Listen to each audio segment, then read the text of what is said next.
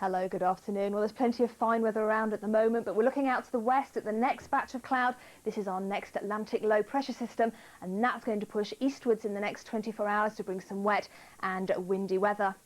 Now, it looks like the heaviest rain and the strongest winds will be across Wales, northwest England, Northern Ireland and southwest Scotland through this evening, tonight and into tomorrow morning. And that's not the last we see of the wet and windy weather either. The weekend looks very unsettled indeed. There'll be showers and longer spells of rain, and look how tightly packed these isobars are. It's going to be very windy indeed. Now, that wind looks set to come from the south or southwest. We'll see strong to gale force winds, perhaps even severe gales in places, and those strong winds look set to last at least into the beginning of next week.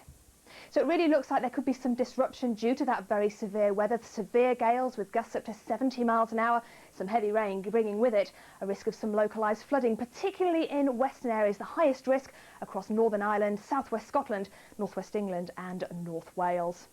But at the moment, things are quite quiet. We've got some fine weather around, particularly in the southeast. But this thicker cloud for the northwest is bringing with it some showers. They should tend to fizzle out now in the next few hours. But behind my shoulder here, you can see the next batch of rain. That's going to move quite quickly eastwards now across Northern Ireland and eventually into West Wales by the end of the day.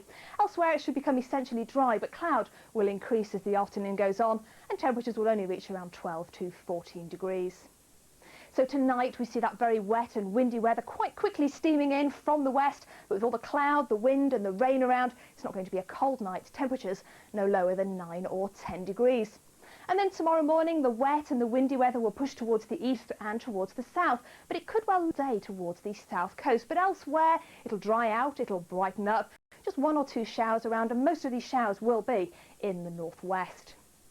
Now, on Saturday, the northeast may well start dry and bright, but a broad band of very wet and windy weather will push its way in from the west, followed on by some very squally showers. And then on Sunday, although eastern areas could well start dry and fine, there'll be showers in western and central parts from the word go before that next batch of rain pushes in from the west later on. Now, it's going to be a very windy day, and there'll be gales or severe gales